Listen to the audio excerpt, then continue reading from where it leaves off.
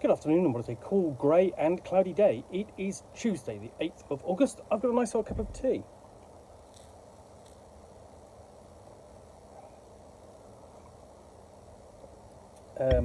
And if not a parcel to unbox, a book to unwrap, which is MIG3, the Meints Index to Glorantha, which, has to be said, features a fantastic cover. Using the a cartography of Matt Ryan, which will feature, I believe, in the Sartar box set, which is forthcoming from Chaosium at some point. It's really fantastic artwork, and we've used some of it in game, and it's really easy and to use, and brings the setting alive. So, what is this? Index to Glorantha, the book. Playing in or collecting the literature about Glorantha and RuneQuest presents quite a challenge. What was published? What information does it contain? Is it any good? Is it worth collecting? Within these pages, I hope you'll find many of the answers to those types of questions. In the long gone days of yore, when the second edition of RuneQuest was still in print, the choices were far fewer, and you only paid the retail price. In today's collector's market, knowing what to pick and choose from the essential choose from is essential if you want to save time or money. So this is a guide to all of the titles published for RuneQuest under multiple publishers over the past 45 or so years. All the way up to, from the original RuneQuest in 1978, all the way up to RuneQuest Roleplaying Glorantha, its current iteration, again published by Chaosium. So it's organised, it's complete, it has examples, and it's tested by it's time tested, because essentially this is MIG3, so there's been MIG1 and MIG2 as well. And it's also it's presented in an easy to use fashion. So what you've got inside is product descriptions, article listings, what never was, so a list of books and titles that were planned for publication but were never brought to print for whatever reasons, alphabetized lists, hundreds of illustrations, and so on.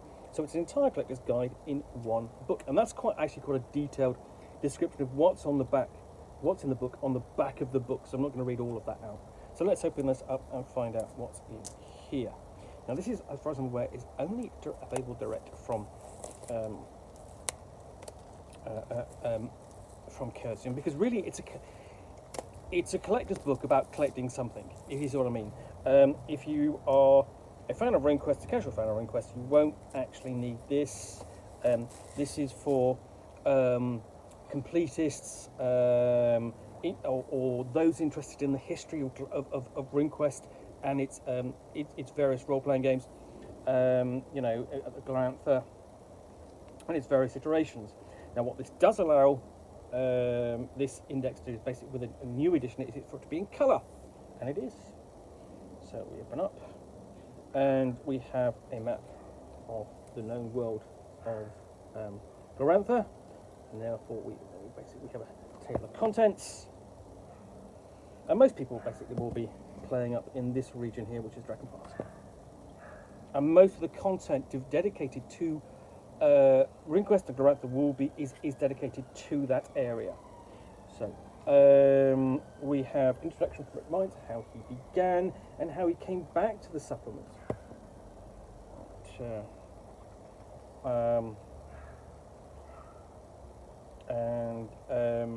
So we have a list of all the products from Chaosium, from back in the day, from really sort of like the first and second editions of the game, from 1978 all the way up to 1983, and all of the covers for those original books and the box sets. It so happens that we were leafing through a box set last night trying to identify what it was, and here we have an example of what was in that box set.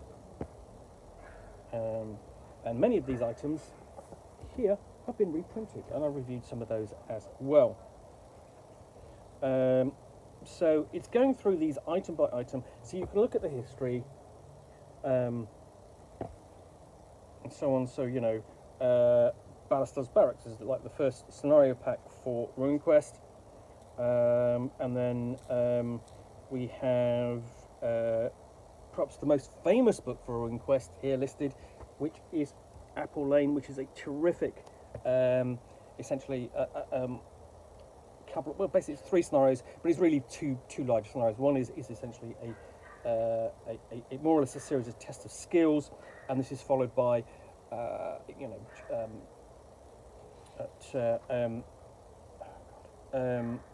forgotten his name. Basically, the pawn shop, protecting the pawn shop adventure, and then doing the Rainbow Mounds. Rainbow Mounds is essentially the pawn shop, Gringle's pawn shop. Gringle's pawn shop essentially is a defense scenario, followed by you have to go into a dungeon in Rainbow Mounds, a series of caves, but it's the nearest you're going to kind of get to a dungeon for RuneQuest.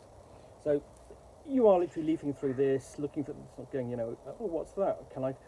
And your response to this is sort of like really kind of twofold. Is a case of, oh, I've already got that. What has Rick Meints got to say about it? And then also, the other thing is, oh, I haven't got that. That sounds interesting. Can I go and find it? So it's a fantastic reference book. Sort of like one of the first things, if you're interested in collecting RuneQuest that you're going to want on your shelf. And then we sort of like come up to a little bit more up to date, where you've got sort of like some of the aforementioned titles, like The Big Rubble and Parvis, for example. They were box sets in the early 80s, collected volumes in the sort of like late 90s, early 2000s. Then we've discussed essentially. So this is talking about the content that's sort of put out, sort of like the classic content. Here we're talking about war games.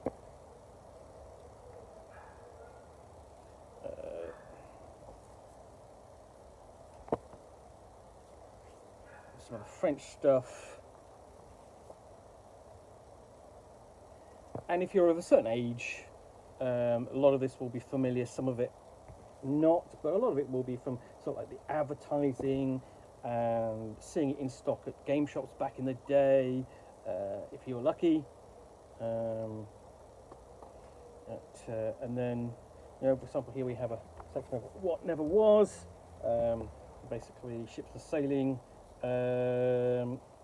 basically expanding sort of like the rules for RuneQuest. And then we have a listing of all the RuneQuest content in different worlds. And then we have titles from the Stafford library, some of which is still available. A lot of it is still available. There's more modern treatments of that content. Then we have a look at basically, we're doing it by publisher. We've got to look at sort of like for the content for Judges Guild. Not that much, not necessarily particularly good, but some of it is playable. Amateur Press Association, so looking at Alarms and Excursions, the longest running sort of fanzine, Amateur Press Association gaming title. So just go through that. So we literally just got pages and pages of that content, and there are also other ones. So Wild Hunt, then miscellaneous magazines, some of which I'm aware of. Adventurer was a Liverpool-based magazine from the 80s. I've got issues of that. Even appeared in pages of Dragon magazine, but not much.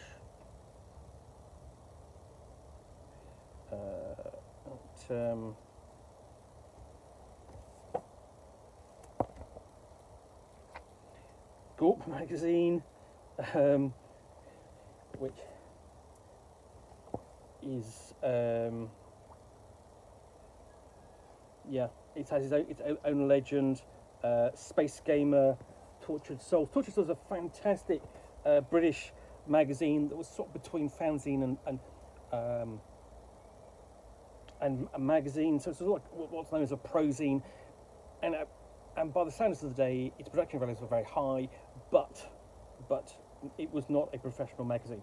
And then we have listings of all the miniatures, for example from Citadel Miniatures, and this would be from the time when Games Workshop were publishing content for RuneQuest, including its famous box set. Here we've got actual painted miniatures. Here we've got some brew. So really, this is really just sort of like a trip down memory lane for me. And more miniatures box sets. And then there is quite a bit of interest in collecting miniatures for RuneQuest, including going back and finding all those old miniatures. And here they are. Meints has really delved into basically his own personal collection to illustrate a lot of this, I suspect. And then we have announcing RuneQuest 3, and we go into the Avalon Hill era.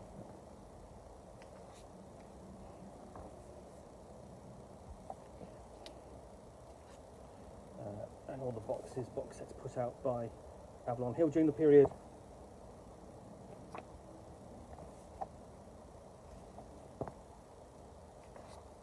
Some good, some bad.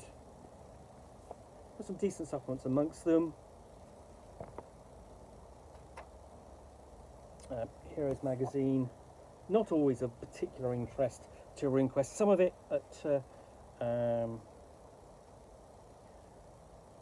then we have basic Games Workshop. So here are the supplements that Games Workshop put out. Here's that box set that essentially most British role players would have first encountered RuneQuest. It was basically a reprint of the sort of like previous box set for RuneQuest, but in a essentially a bookshelf style box. And then they will follow up with the hardbacks and appearances in White Dwarf, including, of course, the first appearance of Griselda, whose short stories I've been reading by Oliver Dickinson. Absolutely worth reading. And we get all the way up to, let's have a look. Does it say it? Yep, even all the way up to White Dwarf 59, of course, which is my claim to fame as far as RuneQuest goes. What was it? That was what? What did I for 59? When I was 17. There we go. That issue there. It's not very good. Independent publishers. So here we're dealing with the fanzines and various independent publishers, and then we've got the first collection of Griselda stories. And this is what essentially a lot of it kept the hobby going during the 90s.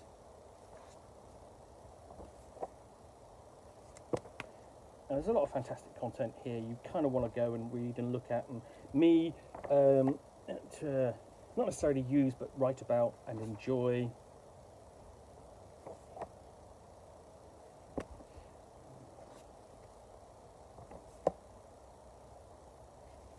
Just rich in detail and so on,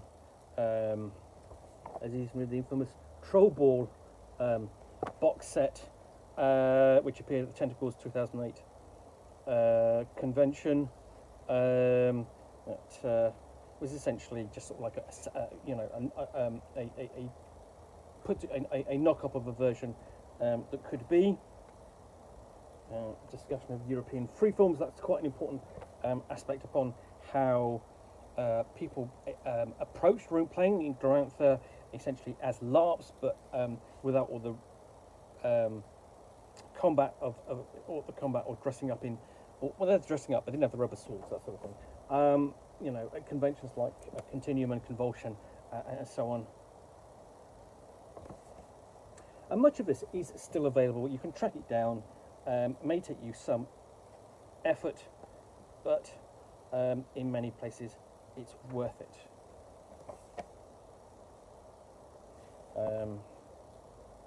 Yeah, for example, for example, so the RuneQuest Adventures, that's a really neat little fanzine, just brings you content that is so much, so it is really easy to bring to your table.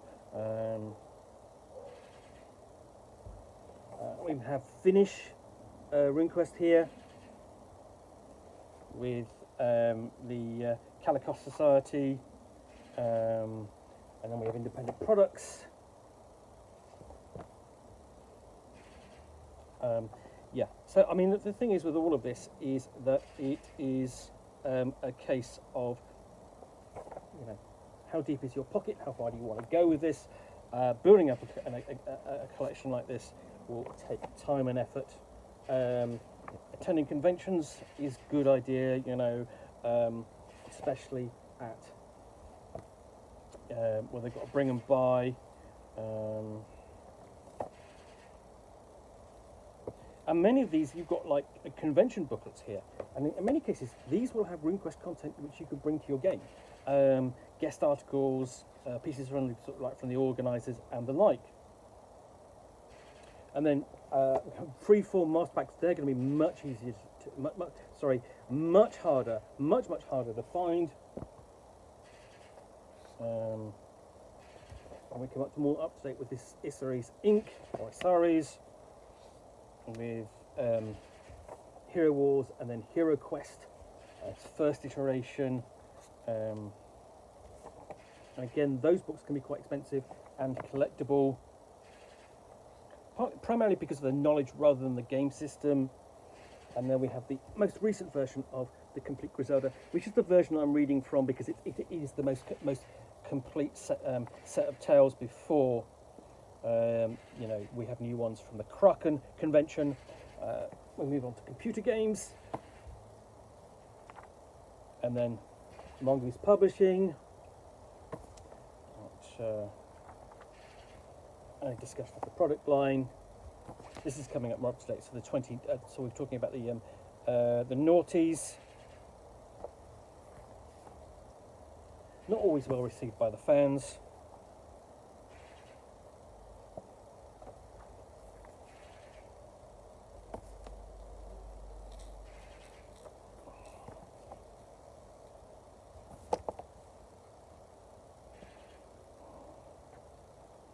And then including content in the Science and Portals magazine that Mongoose published. We have Septune Games put out a couple of things by Tim Bancroft. I've got a couple of those. I did review the Lost Isles Exiles, D101 Games. These have sadly just gone out of print. And I've got to get hold of, but they're worth it. There's lots of good content in all of these issues of Hearts in Glorantha and other products. And then we have a master list of Glorantha scenarios, including, for example, I've got that, that's the map of Gringle's pawn shop from the Apple Lane scenario. So we've got a list of all these scenarios, and it's the cults and where they appear, and that's quite extensive.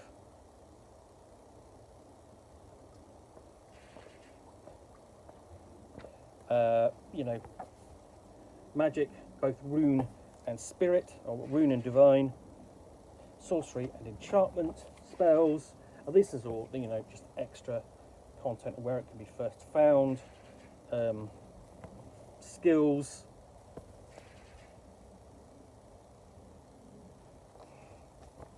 creatures, so massive indexes or indices. Let's list the long list of creatures, and collector's notes at the end.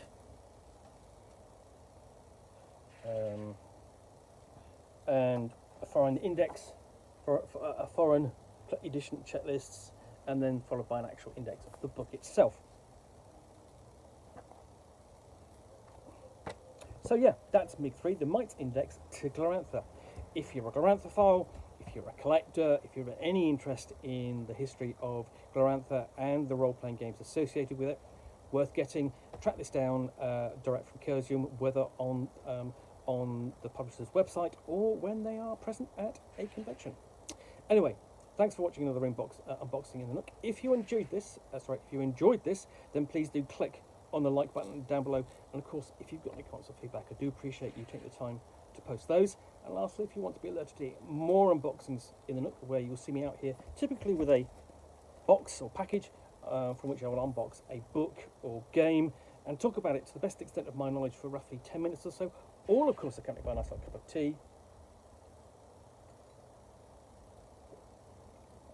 then do please hit the subscribe button down below. Thanks again for watching another unboxing in the Nook, and we'll be back again soon with another one. Bye for now.